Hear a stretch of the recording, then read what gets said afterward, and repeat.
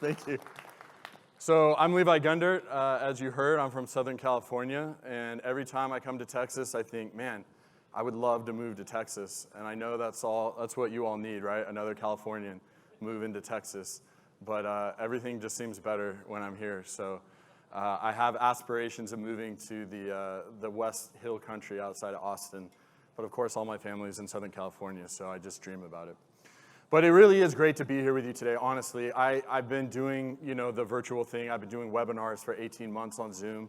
And you know how it is, it's grueling. It's a grind, and it is just so amazing to be back doing this in person again. I cannot overemphasize how great it is to be here and to meet just great people again in person, actually shake a hand. And yeah, we're still gonna do the foam afterward after we shake hands, but still, it's amazing, it's great.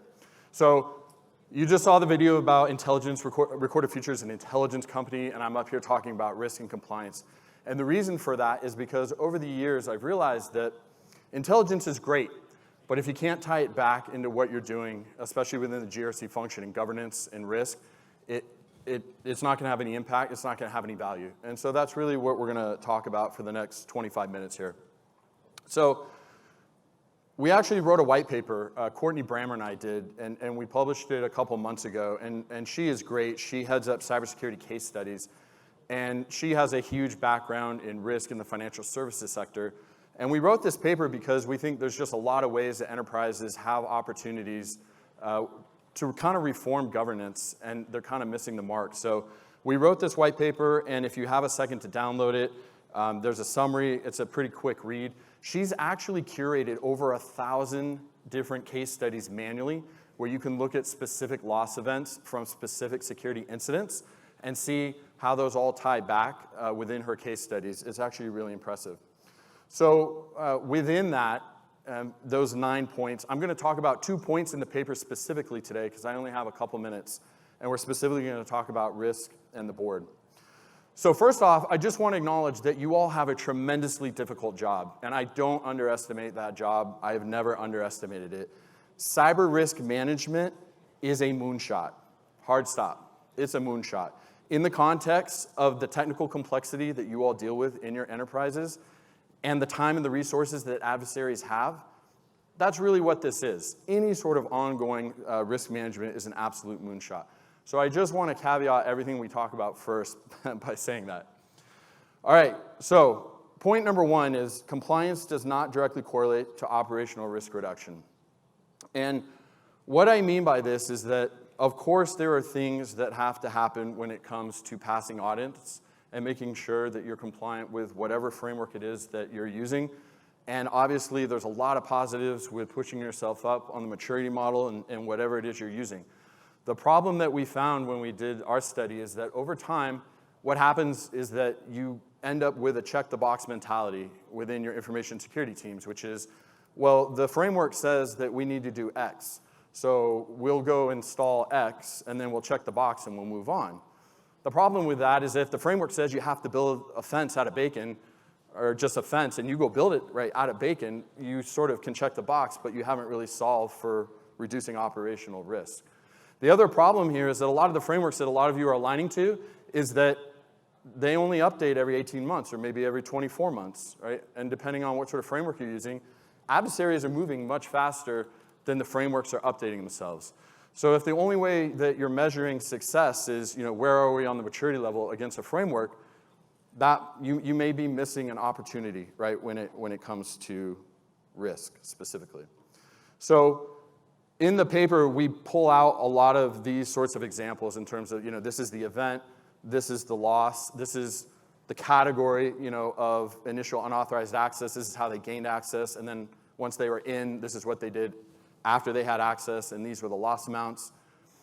And, we can talk about these all day long. You're all familiar with them. You all read the news. You all know, a lot of the loss amounts and what the events were. But the point is that a lot of these organizations were probably compliant, as you all know, with whatever framework they were measuring themselves against before they had that security incident, before they had that breach. We all know that. One of the recent examples that I find interesting is Colonial Pipeline. So, what happened with Colonial Pipeline? And were they compliant? Did they pass their audits? Did they pass their internal audits? Did they pass their external audits prior to the event they had? It's certainly easy to Monday morning quarterback these things, and I'm not throwing stones. The point is just that we can all stand here and we can say, well, at this point, when we go to the board, maybe we should just say, as long as we're passing our audits, and as long as we have a good insurance policy, we can call it a day. Yes? No? Maybe? I'm being a little bit provocative on purpose, right? And no one will say this out loud, but we're really fortunate. We work with CISOs. We're the largest pure-play intelligence company in the world. We work with CISOs across every industry vertical, and it's really fascinating just some of the insight you get when CISOs have a moment of truth. Because they're like, ultimately, sometimes it boils down to that. Because the board looks at it and goes, why are we going to throw more money at this? More money after more money after more money, and it's the same result. What are we doing? Now, you all know, of course, the insurance market's tightening. It's harder to get a policy. It's harder to get a policy with a specific rider for ransomware. It's going to be near impossible in a couple years, right? But that could be the prevailing logic, right? Is maybe the risk of incurring a ransomware event is actually going to cost us less than what we have to do for remediative controls here. So in the case of Colonial, what happened? You're all familiar with it, right? So 2 points I want to make on this. Number one, attackers get in through credential reuse to a VPN application, right? And we went back and looked in Recorded Future. We looked at a lot of credentials. There were credentials for Colonial Pipeline going all the way back to 2015 that were readily available, right? Just within the Recorded Future platform. Not a shocker, right? When we talk to different CISOs, like even if you have a multi-factor authentication solution, it's very rare that anyone has it across 100% of the enterprise, across all their applications. There's always a pocket. There's always a machine that doesn't fall under the umbrella of the policy, right? And then the second part of this, which I found particularly interesting, is that the data exfiltration in this attack happened via Cobalt Strike. But everyone in this room is aware of what Cobalt Strike is. Everyone in this room knows how it works. Everyone knows that it's an offensive tool. Everyone knows where to get it. Everyone knows where to purchase it. Everyone knows what it looks like. So of course, a lot of CISOs, they look at this and they go, well, yeah, of course, but we have antivirus and we have EDR, right? I mean, problem solved. No, problem was not solved, right? And there's a bunch of different reasons for that, but I don't want to get into it. But it wasn't just Colonial Pipeline that we saw exfiltrating data out to Cobalt Strike command and control servers. There were other companies that were affected that were also exfiltrating data out.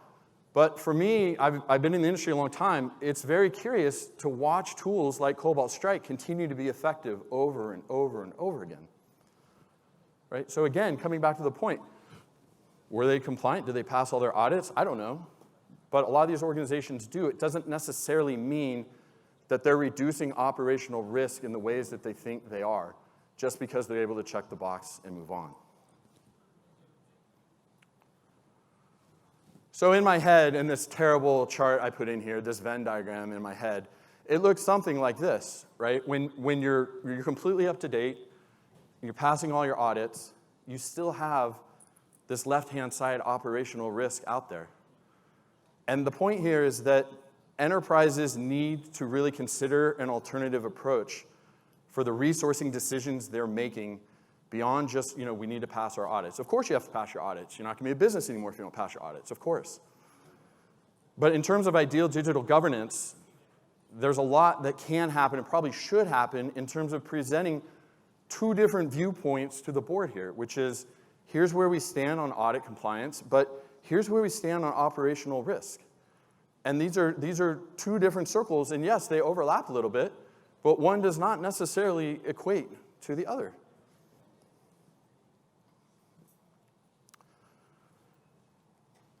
One of the things that we've been really focused on at Recorded Future is using threat intelligence, and specifically the tools and the tactics that adversaries are using, we just talked about it, tools like Cobalt Strike, to inform red teaming scenarios, to inform threat hunting scenarios, to be able to do control validation, right?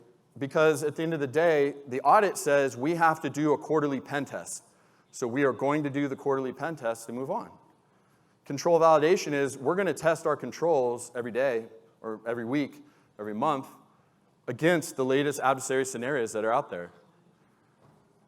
Right? And that is a different proposition for risk reduction than it is passing the audit.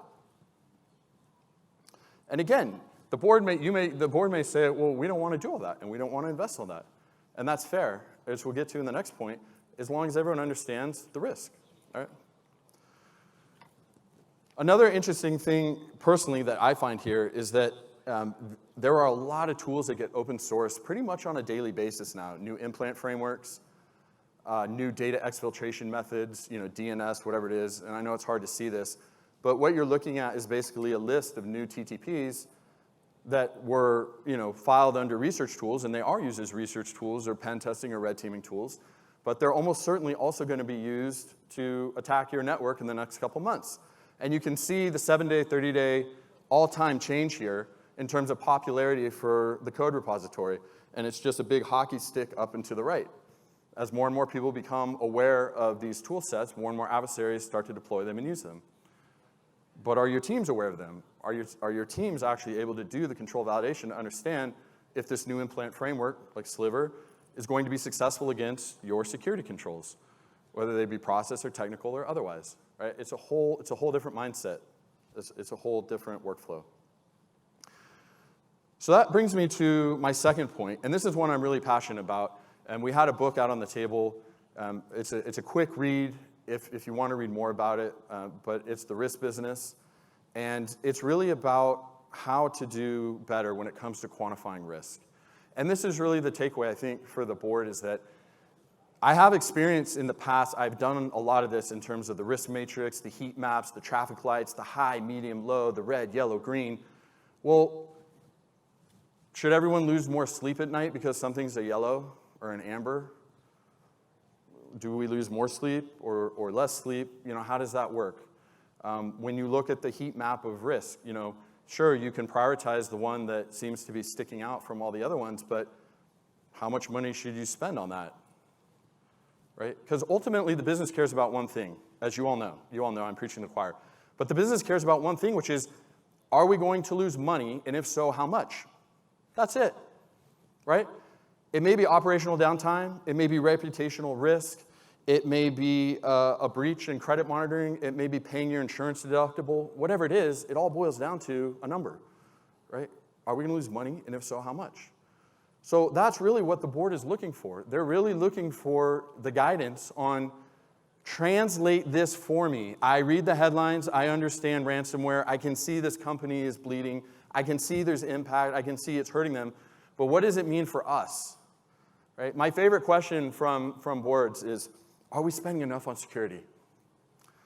Well, I don't know. You tell me what your risk profile is. You tell me how much risk you want to take on. We can talk about if we're spending enough money. Right? That is the best gotcha question. If you ever get that question, it's let's talk about risk. Let's talk about where you want to be on risk. And then I can tell you if we're spending enough on security. Right? So the thing about this is it's not hard. And I put up this picture because it's funny, just all the equations in the background. It's really not hard. Many of you are probably familiar with FAIR, which is one methodology for doing this. And in the book, I talk about TCR, threat category risk, which is sort of like FAIR light, very easy to do, very practical, very easy to implement. And at the end of the day, it's finding the data points you need, right? We looked at it earlier. These companies are sustaining these kinds of losses because of these types of events. And then what's the probability that these things are going to happen to us? And you all know traditionally in risk circles, it's likelihood of occurrence times impact. But if you put garbage into that equation, you're just going to get garbage out. So when you want to go articulate something to the board and tell a good story, quarter after quarter, it's hard because nobody knows if anything productive is coming out of that equation. So changing how you think about risk and how you quantify risk is so important to telling that story. And in the book, we talk about some things like Monte Carlo simulations, and I know some of your eyes are going to glaze over. But if you have somebody who on your team that is into this just a little bit, that understands a little bit of just how to do estimation, how to figure out what it's going to cost you, for a particular type of event, what it's going to cost you to put in security controls to address those types of threats or those types of events, then it's really not hard. You can do it in an Excel spreadsheet. You don't even need enterprise software. I know everyone's here to sell you stuff today, and I think that's great because we want to sell you stuff too. But you can honestly do this in an Excel spreadsheet. It's not super hard. And at the end of the day, if you're able to say, look, this is the probability of loss, and this is how we're quantifying the loss, and everything about how you're doing it is transparent, so you can explain it to someone who asks, you can explain the variables, you can explain the assumptions, and you can explain how you got to your numbers, everyone's going to feel a lot more comfortable about investing if they don't like the risk. Because if you go in there and you say, look, we think we have a 60% probability of losing $5 million due to ransomware this year, they may say, okay, great, we're good with that, no problem. Or they may say, we're not really comfortable with that. How'd you get to those numbers? How'd you arrive at that? And you all know the devil's in the details, right? You have to caveat some of this stuff. You can't just run wholesale with it, right?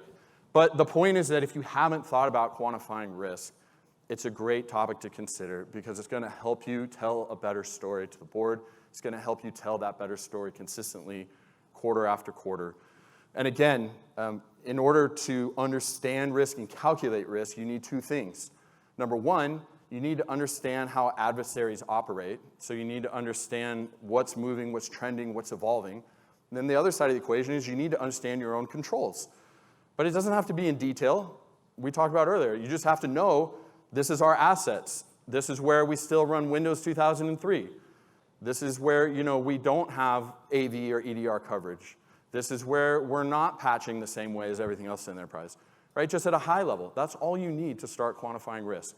So controls, number one, intelligence, number two, you put those things together, and you have a much better story to be able to do this, to be able to tell this story.